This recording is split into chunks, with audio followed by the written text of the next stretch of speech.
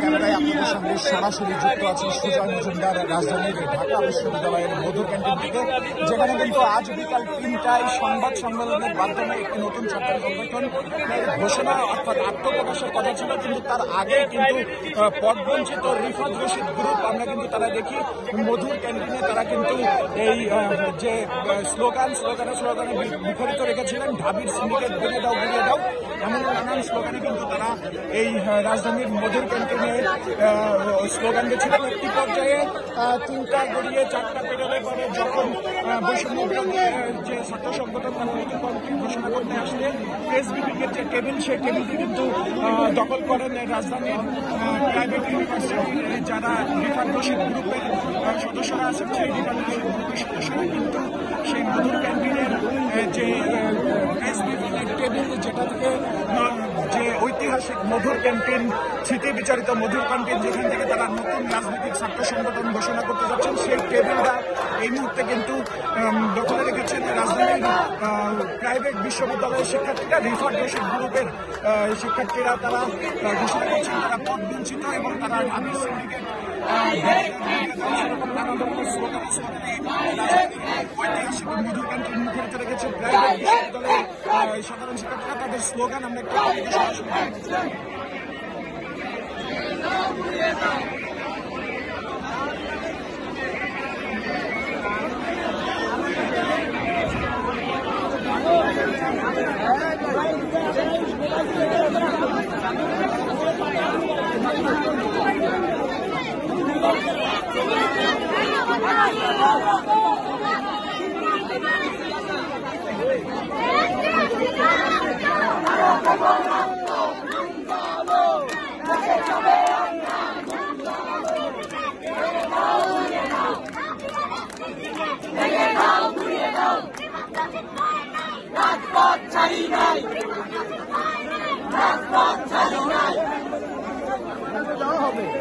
রিফাত রশিদ ভয় নাই, রাজপথ ছাড়ে নাই।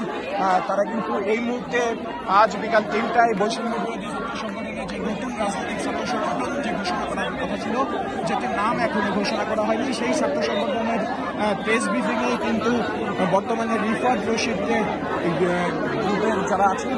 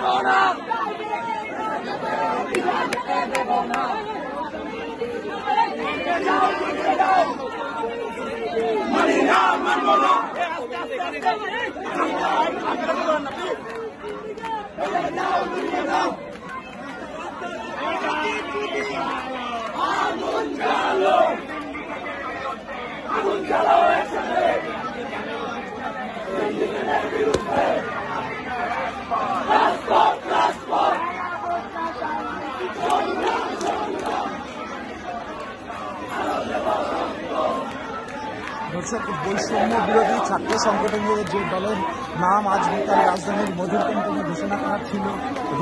কথা ছিল, সেইখান থেকেই কিন্তু তার আগেই কমিটি ঘোষণার আগেই পদবঞ্চিতরা তারা কিন্তু রিফাত রশিদ গ্রুপ এই মুহূর্তে রাজধানীর ঢাকা বিশ্ববিদ্যালয়ে স্লোগানে মুখরিত রেখেছেন। দর্শক, আপনাদের সঙ্গে কেটিভি নিউজ 24 ক্যামেরায় যুক্ত ছিলাম সুজয় মজুমদার, কেটিভি নিউজ 24 ঢাকা।